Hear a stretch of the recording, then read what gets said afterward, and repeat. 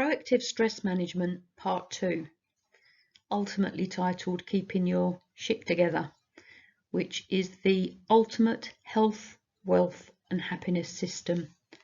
My name is Julie Hogbin. I'm host of this channel on YouTube, plus the Conscious Leadership podcast.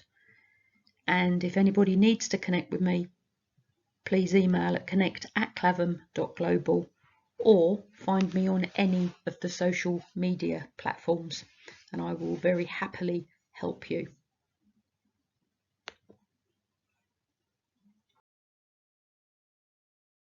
So what is stress? There is a part 1 of this presentation already up, so please go and listen to that one.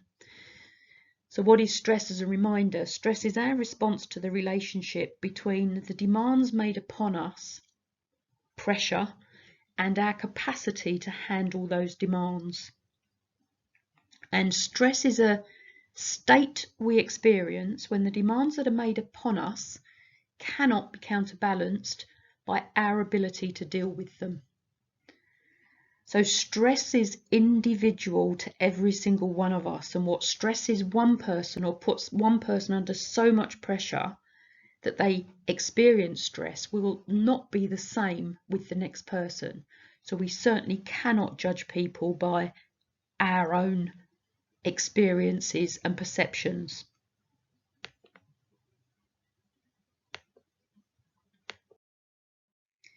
There are 4 pressure sources. Home life is one, work life is another, financial is another, and relationships. And of course, those relationships can be at home or at work or within a peer group, friendship group, colleague group. There is not just one place. And unfortunately, what happens on occasions, stress may be recognised at work because with stress, performance will deteriorate, without a doubt. So it may be recognised at work, and work may recommend that you go to the doctor, and this is being recorded in the UK, so the system here is that you go to the doctor generally signs you off. They're not trained to deal with this sort of instance. They'll sign you off, and sometimes that being signed off for work to allow you to rest and relax puts you back into the situation that is causing the pressure. So please think about what this means.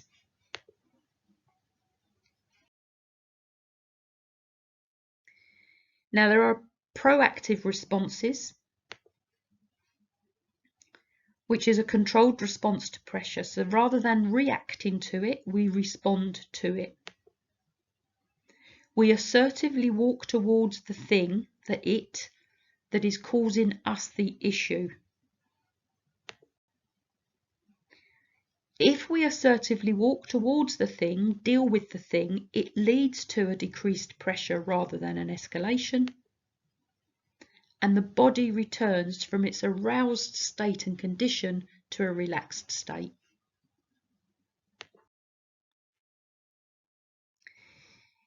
If you think of us as humans as an iceberg, bear with me on this one, and some of you may have already heard of this. One of the facts about an iceberg, depending on which fact you read, is that either 10% or a third of it is above the waterline. And that's the bit that you see. And with us as humans, the bit we see is our wisdom, which then is expressed in our behaviours. So it's what's seen, it's what's known by others, it's what people can view about us and hear about us. But it's actually only 10% of who we are. And that 10% is created by the 90%, so the unconscious that is underneath the iceberg. It's what drives us, but it's not seen. People don't see it unless we choose to express it or show it to them. And of course, the 90% under the iceberg is our beliefs through to our values, through to our attitudes, through to our thoughts, through to our feelings, which are the closest thing beneath the surface. Now, dependent on who you are talking to or have listened to, you may have heard that it's estimated we are 95% habit.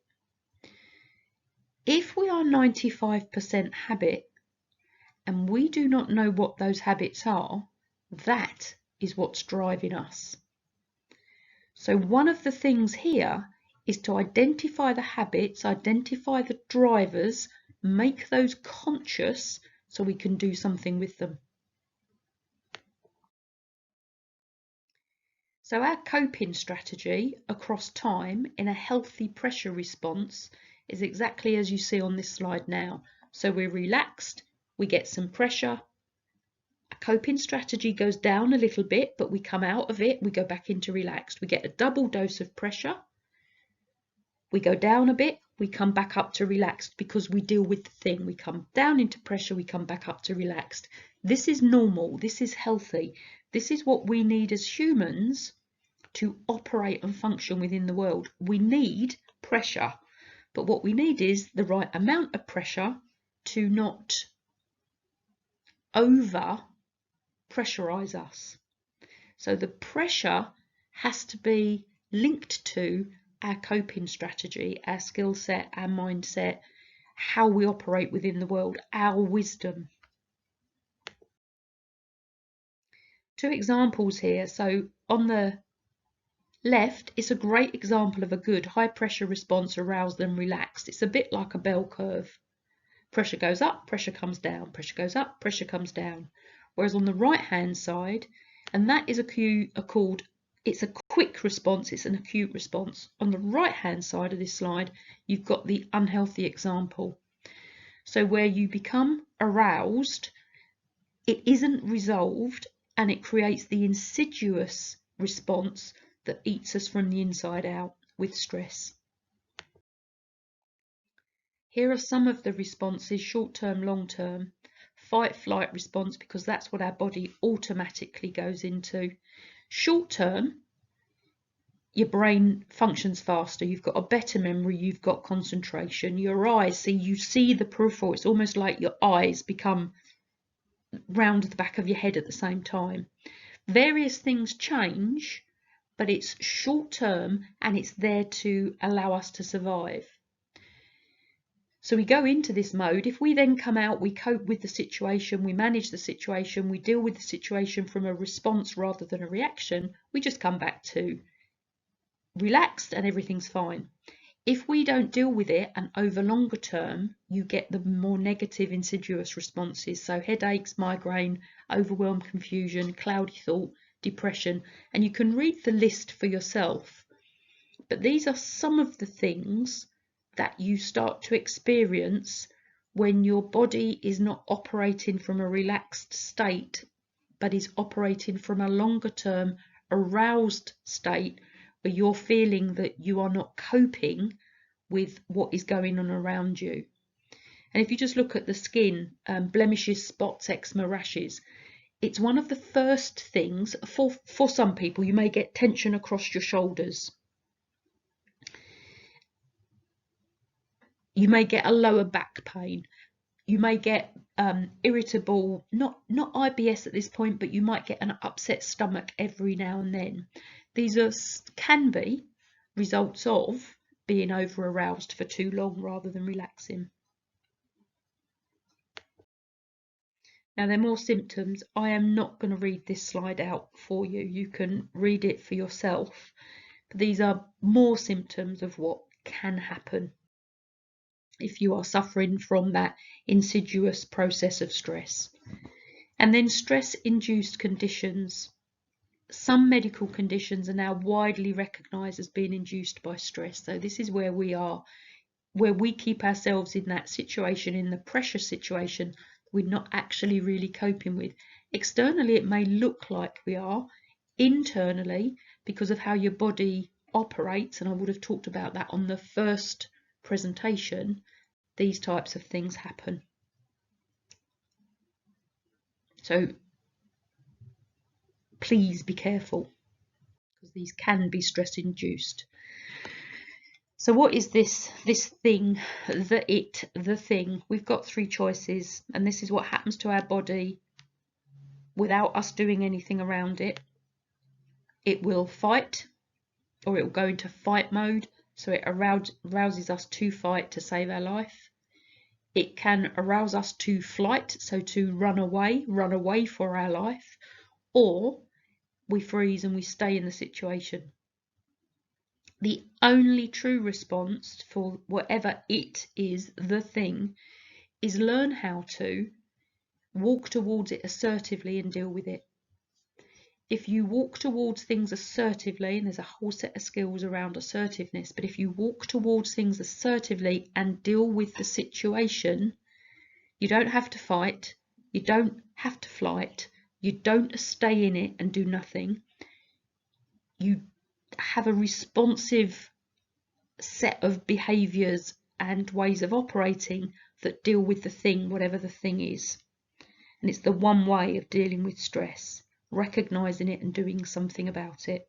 And stress, and if you go back to the first presentation, comes from good things, positive things, as well as those things that are not so positive. So going on a holiday and getting married and moving house for the right reasons would all be considered positive. They can cause as much stress as maybe having an argument with your boss at work, or having an argument with your partner, or having a death in the family. Both positive and negative create this reaction. False friends, alcohol, drugs, both pharmaceutical and recreational. Apologies about that. Can't go backwards. False friends, alcohol, nicotine, sugar, spending, and drugs, both pharmaceutical and recreational. False friends provide us with a feel-good factor in the moment. They are a form of escapism. Now, maybe apart from nicotine and recreational drugs, and maybe even pharmaceutical drugs, short term they may all have a purpose in our life. If we're out with our friends, you know, you may drink alcohol. The thing where these are false friends is when they are too much, too often, for the wrong reasons in all of those situations. So if you're overspending, and spending it's a feel-good factor, you treat yourself, you buy yourself something. But if you're overspending and you've got debts coming out your ears, you then put in additional pressure on you within one of the sources of pressure and stress, which is finances. So really think about why you're doing what you're doing, and especially what's the purpose behind it. The A and B personality spectrum is always spoken about when you talk to people about stress. There are, of course, many personality spectrums out there, but this is the one that connects to stress, and it's A and B. There are more, of course. It is a spectrum from being A, busy, headless chicken, hustling all the time, not letting go, not stopping, to B, being so laid back, sort of twiddling your thumbs, and very calm. Now, both types of personality can get stressed. So this is not saying one's good, one's bad, one's right, one's not. A and B can both get stressed. One has a propensity to be more stressed quicker, which if you're looking at this, you're probably going, yep, that's A. And that's the case because they don't stop, they don't rest, they don't relax, they're always on the go, they've always got something to do. Now you can take a questionnaire on this. If you'd like a copy, talk to me, I can send it over. Or you can just find it online. I'm not proposing you come to me specifically. You can find them online. And if you want a conversation, please come to me. We can talk about that as well. And then the Holmes and Ra scale. This is a really good scale. Again, you can get it online, or if you want to, contact me and I'll email it over to you. Holmes and Ra scale is a predictive scale. So you go back 18 months, you add up the points, there's a whole list of things, you add up the points, and it can predict how the likelihood that you will become stressed in the next 2 years. And every time I've used this, it's been absolutely spot on. And again, I have slightly adjusted it to the 21st century things that happen these days. It's a good one though, have a check that out. And wisdom, if you think about wisdom, it's what allows us to express ourselves. It's what we know. And our wisdom will allow us to change what we need to change, to do what we need to do, to get out of wherever it is that we're in that we don't want to be. So our wisdom does grow with us if we allow it to, and if we are on the process of learning. And if you come down to the fourth item there, if we are in the process of change, we want to change, we want to operate proactively, and we want to take personal responsibility. Now, that is not me saying you don't at all. And of course, if there is something not quite right, our wisdom would say we need to change it. And then of course we have to look at what it is that we have to change. And there's a change equation. Please remember, I'm a management, leadership, business consultant, coach, mentor, whatever else you want to call me. Change equation of old, I've added something to this because it was missing, basically. So to change, it is an equation. You have to be dissatisfied with where you are, and you have to be truly dissatisfied with where you are and truly want to do something different. If you are that dissatisfied and you know what it is you want to do, so the vision, what is it you want to do, you want to be, you want to have, whatever that is, so you're unhappy, you've got the vision, so you know where you are, you know where you want to go. What's the process that will get you from the first stage to the second stage? How are you going to do it? And a suggestion here, depending on what it is you want to do, take small steps. Some instances you may just have to stop something or cut something out, and on another occasion you may need to take, or it might serve to take, small steps and then compound the effect. And then of course, what are the skill sets? What's the skills that you need to do the thing that you want to do? You may already have them, you may know what you need to do, and it's just you're just not doing them. But you may also need to go out and learn something, so enhance your learning about whatever it is, so increase your skills. Now that top level of an equation, and because it is an equation, so dissatisfaction multiplied by your vision, multiplied by the process, multiplied by your skill set, can all get smashed out of the window if you don't deal with the resistors. So what are your resistors to doing the thing that you're saying you want to do? Have a look at them, bring them to the surface. If you go back to the iceberg, make the unconscious conscious, and then deal with it, manage it. And how do we do that? We control what we can control. So this is energy focus and distribution of efforts. We can control what we can control, and the only thing we can truly control is us. We have complete control over everything in this area, and this is us. Basically, we have the authority, we can make the decisions, and we can use our energy wisely. And one of the things that authority gives us is power. So we have the power to do this when we choose to use it. The zone outside of that is our influence zone. We can use our influencing skills in this area in an attempt to change things around us.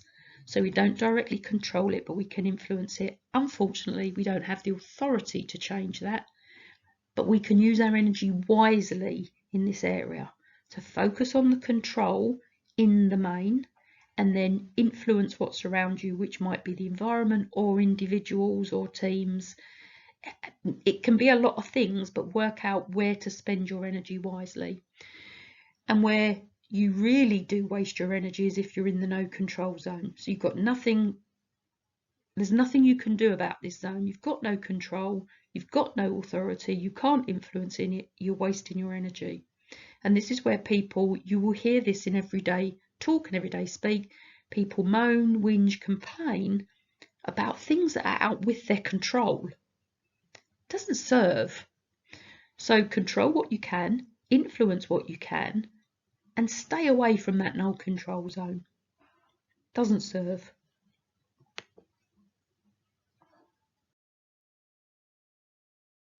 So here are our responses. And this is the responsive reaction that we need. Not even a responsive reaction. This is our responses rather than a reaction is what I should have said. Apologies for that. You can control and influence what you can.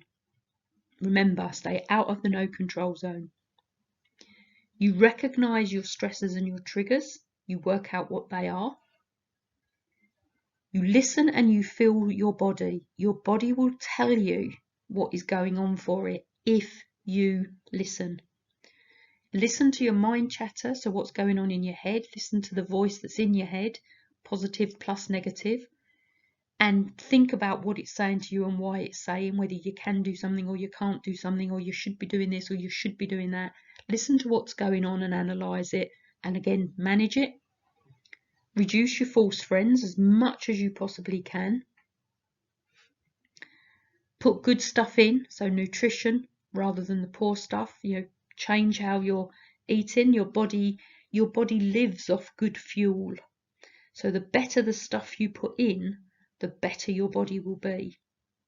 Talk to others and share. What do they say? If you share, you half the load. Talk to others and share.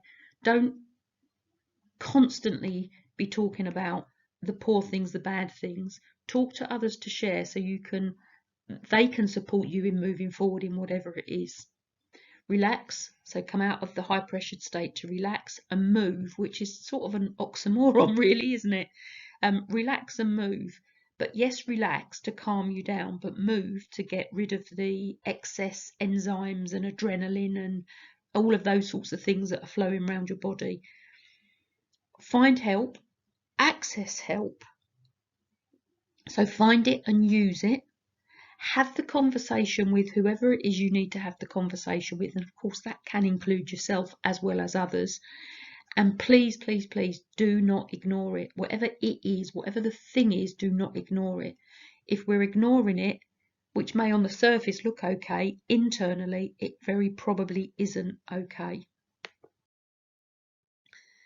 And the first time I saw this quote really sort of made me stop in my tracks.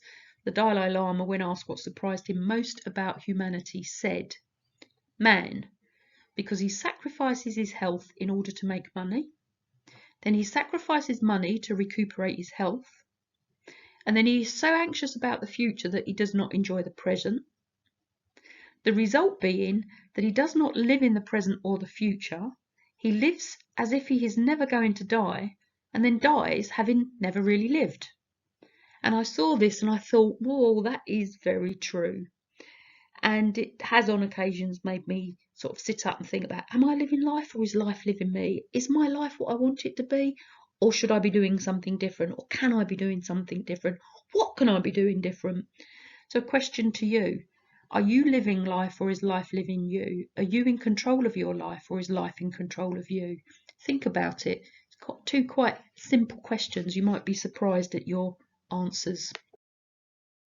And then the absolutely fabulous quote from great old Albert Einstein: "Insanity is doing the same thing over and over again and expecting a different result." So if we want something different in our life, we need to do something different. Otherwise, we'll get the same result that we've always got as such. So think about what this presentation has meant to you. If you're seeing this one first, please go and look at presentation 1 on stress. It was a talk I did for a London entrepreneurs meetup online during 2019-2020. If you have any questions, please ask. I will be more than happy to support you in doing whatever it is you want to be supported in.